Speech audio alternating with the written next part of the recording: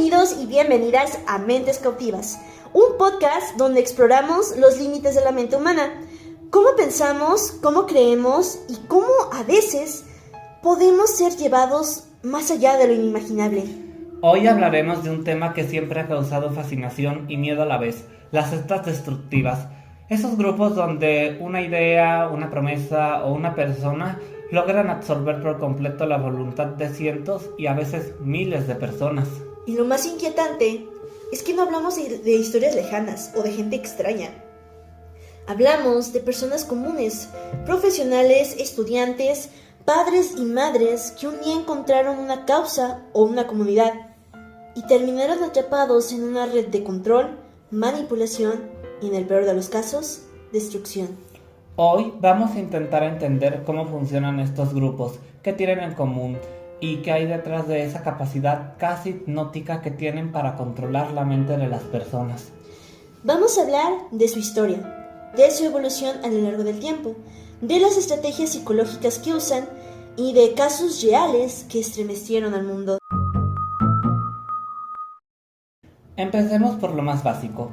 ¿Qué es realmente una secta? Y más importante aún, ¿qué diferencia a una religión o a un grupo espiritual o a una comunidad alternativa? Bueno, la palabra secta viene del latín secta, que significa camino, modo de vida o seguir a alguien. En la antigua Roma, por ejemplo, se usaba sin carga negativa realmente. Se hablaba de la secta estoica, la secta epicúrea, simplemente grupos de pensamientos o escuelas filosóficas. Así es. Con el paso del tiempo, la palabra empezó a teñirse de sospecha.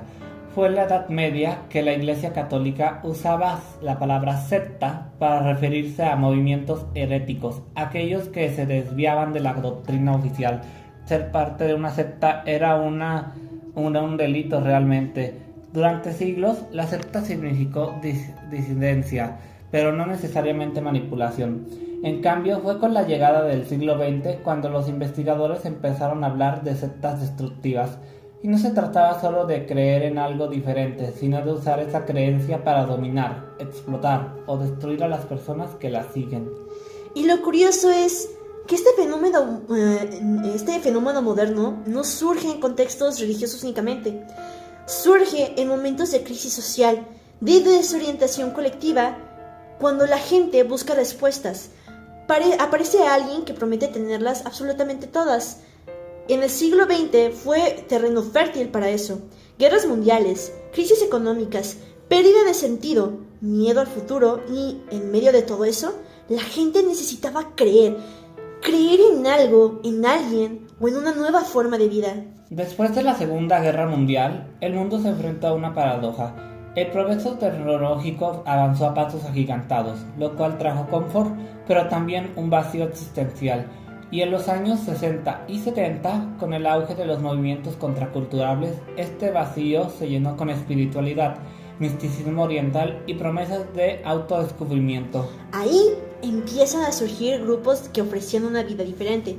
Comunidades espirituales, movimientos pacifistas, colectividades donde todo era amor, libertad y conciencia. Y muchos de ellos empezaron siendo realmente genuinos.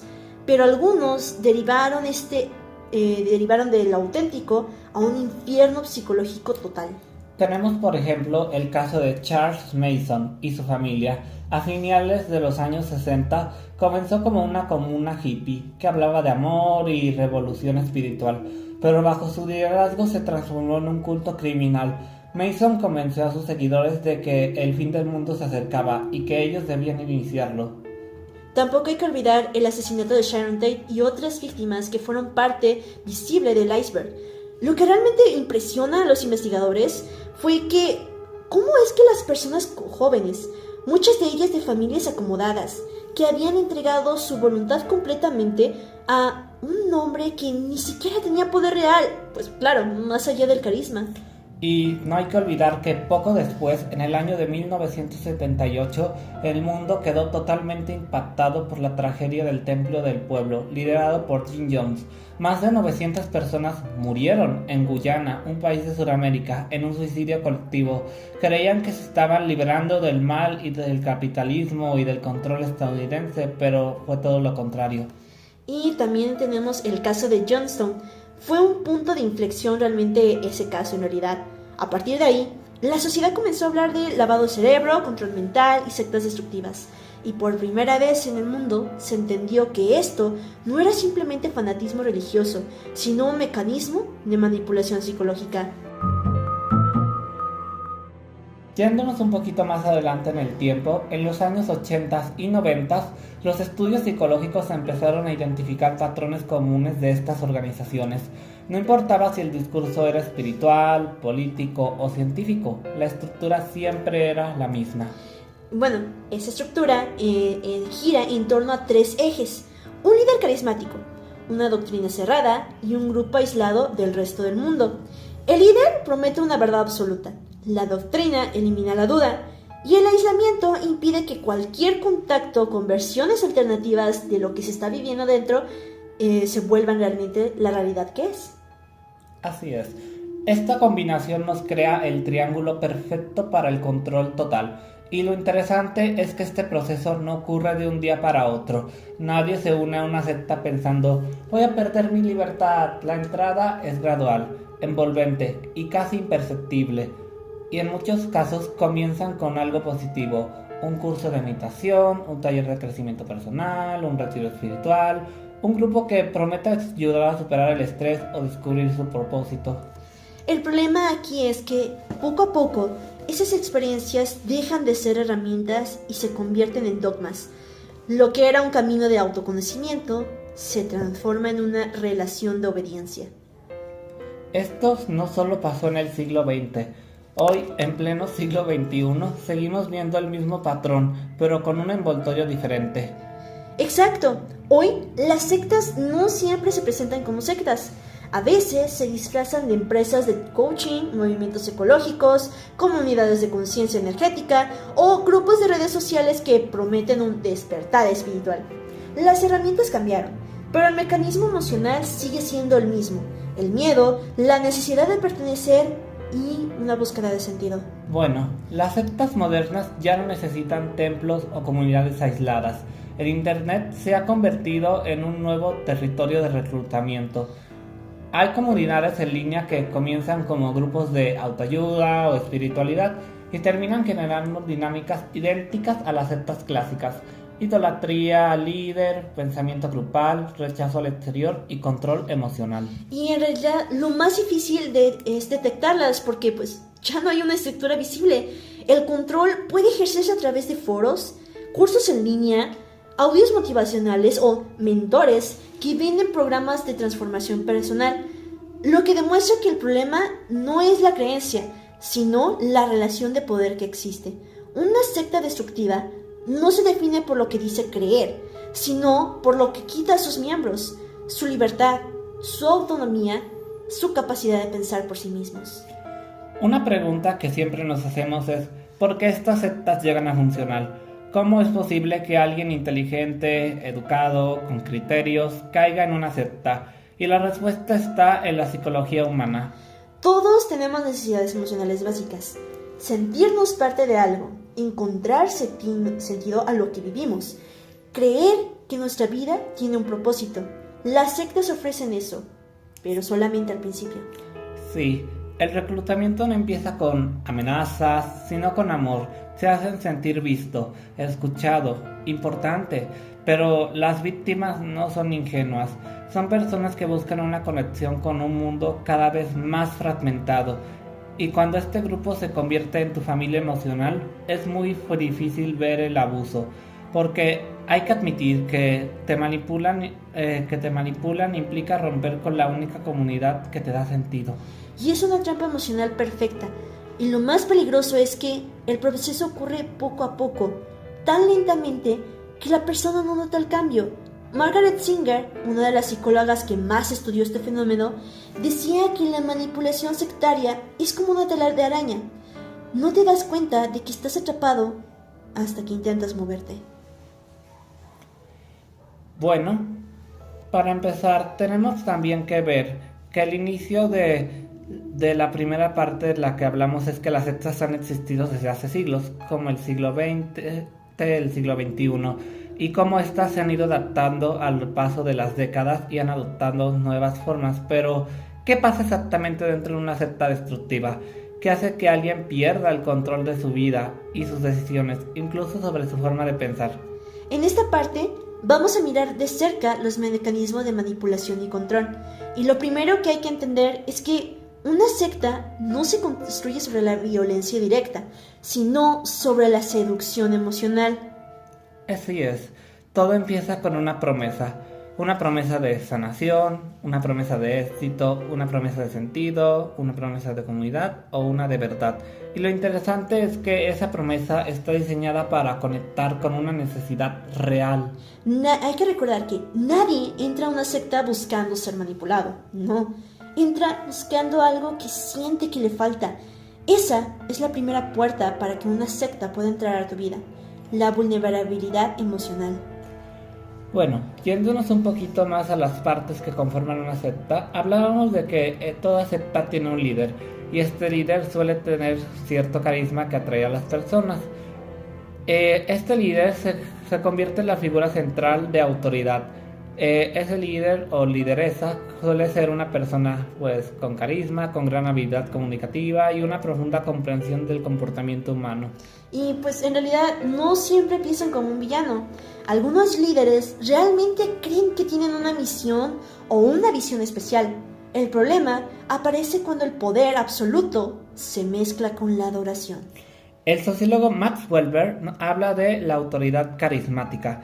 Ese tipo de poder que no se basa en leyes ni en tradición, sino en la percepción de una persona que tiene dones excepcionales. Cuando esa autoridad no tiene límites y control externo, se convierte en manipulación.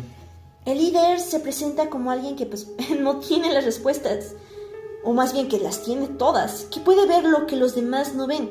Y poco a poco su palabra se convierte en la verdad válida, la verdad absoluta, la única verdad que existe. Las opiniones de los demás dejan de tener absoluto peso. Y lo vemos en todos los casos. Desde Jim Jones hasta Kate Renate o David Koresh, el líder de la secta de Waco, el patrón se repite. Una persona convencida de que su propia grandeza y un grupo dispuesto a seguir a cualquier lugar. Y pues lo más peligroso de estos líderes es que no imponen la obediencia por miedo, sino por amor. Como lo habíamos comentado antes, el inicio no empieza con la violencia, no como todos lo hacen pensar, sino que empiezan con un amor y una aceptación. Hacen que los seguidores crean que obedecerlo es una muestra de lealtad, de crecimiento espiritual o de pureza. Exacto. En ese punto, el líder deja de ser una figura humana y se convierte en un símbolo, casi en una divinidad. Cuando alguien se siente cerca de una figura que no puede equivocarse, la duda desaparece. Luego seguimos con el aislamiento y el control social. Una vez que se consolida el liderazgo, el siguiente paso es aislar al grupo del mundo exterior. Pero el aislamiento no siempre es físico, a menudo es solamente mental o emocional. El grupo empieza a construir una narrativa de nosotros contra ellos. Afuera están los dormidos y los corruptos, los enemigos. Solo los miembros del grupo poseen la verdad. Así es, esa división crea una frontera invisible y lo que está del otro lado, la familia, los amigos, el trabajo, se convierte en una amenaza. El grupo empieza a reemplazar todos los vínculos afectivos. Y si se logra el control perfecto, bueno, no necesitas vigilancia constante. Si lo logras, que la persona se autocensure, que evite cualquier pensamiento que contradiga la doctrina. De hecho, hay un término psicológico para eso: aislamiento cognitivo. Significa que el grupo limita las fuentes de información, las conversaciones, los pensamientos que podrían provocar dudas. Al final, el miembro de la secta no solo obedece, organiza su forma de pensar para así poder justificar la obediencia que está siguiendo. Y eso lo hace sentir libre, incluso cuando está completamente controlado. Esto se convierte en una paradoja fascinante y a la vez trágica. El control se vuelve cada vez más eficaz y no es lo que se impone desde afuera, sino el que la persona adopta como propio. Ahora seguimos con el control de la información y del lenguaje. Bueno, Otro elemento clave es el control de la información. Las sectas destructivas restringen lo que sus miembros pueden leer, ver o escuchar. Y pues no solo eliminan las fuentes externas, en realidad, sino que reescriben la realidad, cambian el significado de las palabras, crean un lenguaje interno, un código. Ese lenguaje genera para ellos una identidad, pero también limita el pensamiento que tienen de fuera de. El psicólogo Robert Lipton nos habla de que estudió prisioneros de la guerra sometidos al lavado de cerebro. Describió este fenómeno como la carga del lenguaje. Cuando solo puedes hablar con las palabras del grupo, también piensas con ellas. Por ejemplo, pues en algunas sectas no se dice criticar, se dice traicionar, no se dice dudar, se dice perder la fe. Como pueden ver, pues la palabra se cambia en algo más negativo, algo mucho más peligroso o una advertencia, más que lo que realmente es una crítica o una duda. Y si lo piensas, es una herramienta muy poderosa, porque cuando cambias el significado de las palabras, cambias la forma en que una persona puede entender el mundo. Al final, el lenguaje no solo comunica, sino que delimita lo que se puede pensar. Y eso en manos de un líder es un arma de control absoluto. El lenguaje deja de describir la realidad y empieza a moldearla. Ahora vamos a hablar pues de la manipulación emocional como tal. Hablemos ahora de la parte más íntima del control, la manipulación emocional. Porque en el fondo una secta destructiva no lo controla por miedo, te controla por amor, por culpa y por esperanza. Exactamente. La mayoría de las personas no amenazan directamente. Al contrario, te hacen sentir especial, necesario, elegido. Te dicen formas que parten de algo trascendental. Y cuando sientes eso, estás dispuesto a soportar cualquier cosa. Las horas de trabajo, las donaciones, los castigos, la humillación. Todo se vuelve parte del proceso espiritual o del camino. La manipulación emocional también se usa la culpa como herramienta. Si dudas del líder, es tu ego. Si te cansas, es una prueba. Si te quieres ir, estás siendo débil. Y entonces se genera una especie de trampa perfecta. Todo lo que pasa confirma la doctrina del grupo. No hay espacio para la duda. Sí, y esa trampa se refuerza con la disonancia cognitiva. Cuando una persona ha invertido tiempo, dinero, emociones y vínculos, es muy difícil admitir que ha sido manipulada. Así que, en lugar de abandonar, se convence de que tiene que esforzarse más, en crecer más, en entregarse más. El sacrificio se vuelve una prueba de la fidelidad hacia esa secta. Y ahí está el núcleo del control psicológico. ¿No necesitas cadenas? Cuando la mente está programada para obedecer. Muy bien, vámonos ahora con las fases del control psicológico. La psicología ha identificado varias fases del proceso de manipulación. Margaret Singer y Edward Scheinin, por ejemplo, describieron el proceso en 3 etapas principales: capacitación, adoctrinamiento y dependencia. Vamos una por una, ¿va? En la primera etapa, la capacitación, el grupo se presenta como una solución. No hay exigencias, solo amor, atención, comunidad. Es el famoso bombardeo de amor. Esa avalancha de afecto genera un vínculo emocional instantáneo. El nuevo miembro se siente visto, escuchado y valorado.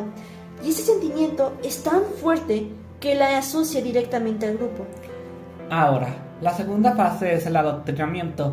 Empieza con los rituales, los encuentros, las reuniones, donde se repiten las ideas una y otra vez y se interioriza un pensamiento único, donde el grupo siempre tiene la razón, y poco a poco se sustituyen las creencias anteriores por las nuevas. Se redefinen los valores, el sentido del bien y del mal, incluso la identidad personal. La tercera fase es la dependencia. Aquí, el control ya no necesita estímulos externos. La persona obedece por convicción emocional, por miedo a perder su lugar en el grupo o el cariño de sus compañeros. Y cuando ese punto se alcanza, salir se vuelve imposible, no porque haya cadenas físicas, sino, como lo habíamos mencionado antes, porque la persona siente que fuera del grupo no tiene razón de existir. Realmente es impresionante cómo un proceso tan sutil puede desarmar por completo la autonomía psicológica de alguien. Pero bueno, yéndonos ahora al siguiente bloque, vamos a hablar de la reconstrucción de la identidad. Hay algo más profundo todavía, la reconstrucción de la identidad. Cuando una persona se une a una secta, su yo interior empieza a desaparecer poco a poco. Sí, bueno, las sectas trabajan como mecanismos que podríamos llamar destrucción del ego. Primero, te convencen de que tu antiguo yo es el problema, tus dudas, miedos, tu pasado, y luego te ofrecen una nueva identidad, renacer, purificar, despertar. Las palabras que suenan positivas, pero que en este caso, o en este contexto, significan abandonar la identidad. Y eso tiene consecuencias enormes, porque perder la identidad anterior también hace que la persona pierda sus límites. El líder y el grupo pueden redefinir qué es lo correcto, qué es el amor y qué es el sacrificio. Al final, la persona no actúa como un individuo, sino como una extensión del grupo. Y si el grupo decide algo extremo, como un suicidio colectivo o un crimen, ya no hay resistencia interna. Exactamente. Por eso, cuando desde fuera vemos casos como Johnstone o Haven's Gate, pensamos, ¿cómo pudieron hacerlo? Pero desde dentro, esas personas no sentían que estaban muriendo. Creían, de verdad creían que estaban cumpliendo un propósito. Y esa es la verdadera tragedia de las sectas destructivas.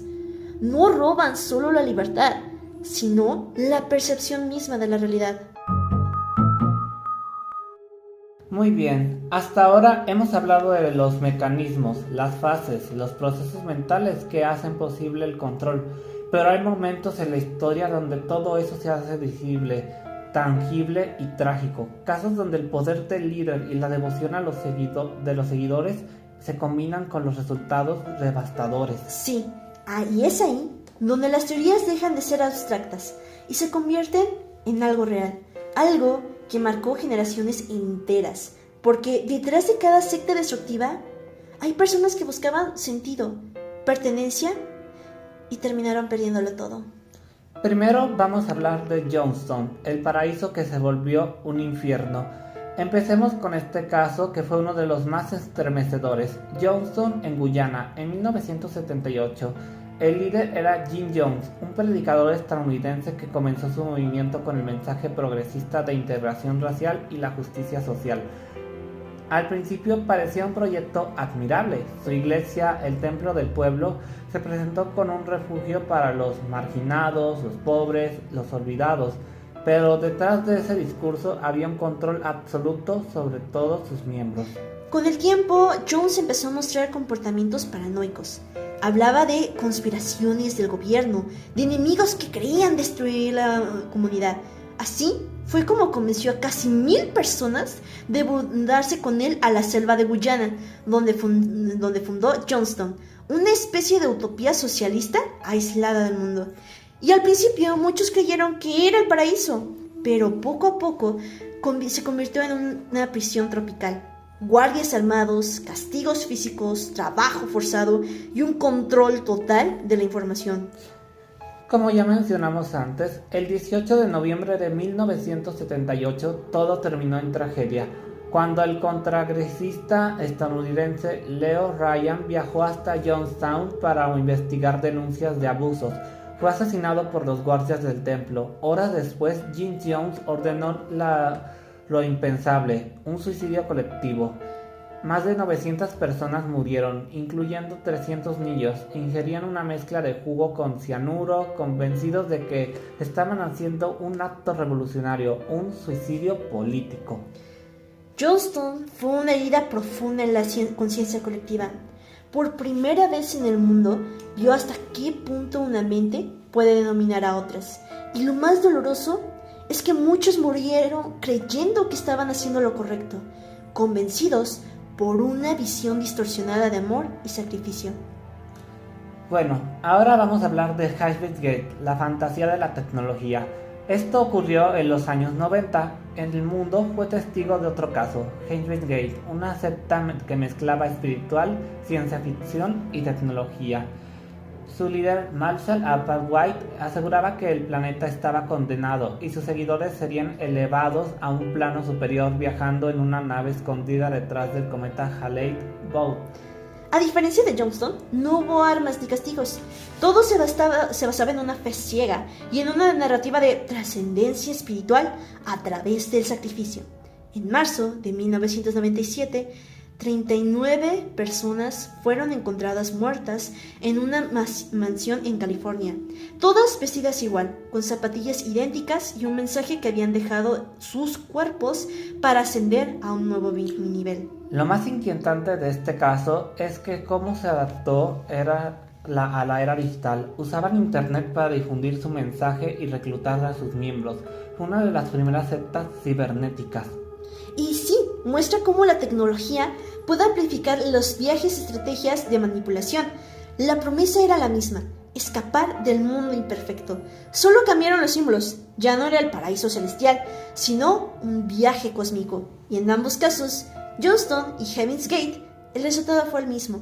La rendición total del individuo ante una idea que se volvió más grande que la vida misma. Yéndonos a otro caso, hablemos del caso de NXX1VM, el control detrás de la élite.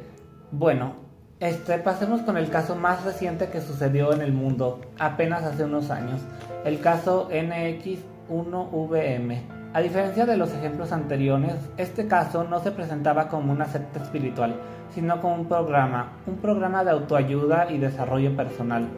Sí, su creador, Keith Rayner, se autodenominaba un mentor, que podía enseñar éxito, ética y liderazgo. El grupo ofrecía cursos caros, asistidos por celebridades y empresarios, pero detrás del marketing, su motivación se escondía un sistema de abuso. Dentro de esta secta se formó una subordinación secreta llamada 2. Las mujeres eran marcadas con las iniciales del líder. Se les pedían fotos comprometedoras como garantía de lealtad y eran sometidas a su control emocional y sexual. El caso se destapó en 2017, cuando varios exmiembros se denunciaron lo que vivieron, y en 2020, Rayner fue condenado a 120 años de prisión por tráfico sexual, conspiración y extorsión. Lo más impactante de este caso es que se demostró que no hace falta un aislamiento físico ni un líder mesiánico clásico. El control puede ejercerse incluso en entornos profesionales, con el lenguaje corporativo y bajo la máscara del crecimiento personal. Este grupo funcionaba como el mismo, el principio de las clases súper básicas de una secta destructiva tradicional. Promete empoderamiento, mientras se genera dependencia psicológica.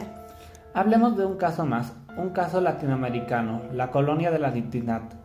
Y si hablamos de nuestro continente, hay un caso muy emblemático, que fue la Colonia de la Dignidad en Chile, fundada en los años 60 por un líder predicador alemán, Paul Sausfeld, que llegó al país con un grupo de seguidores.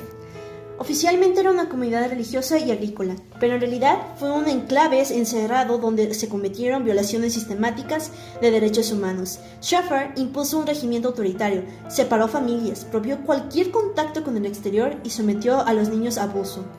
Durante la dictadura de Pinochet, la colonia colaboró con los servidores de la inteligencia del régimen. Era un centro de tortura, pero también una secta con estructura militar y obediencia ciega al líder.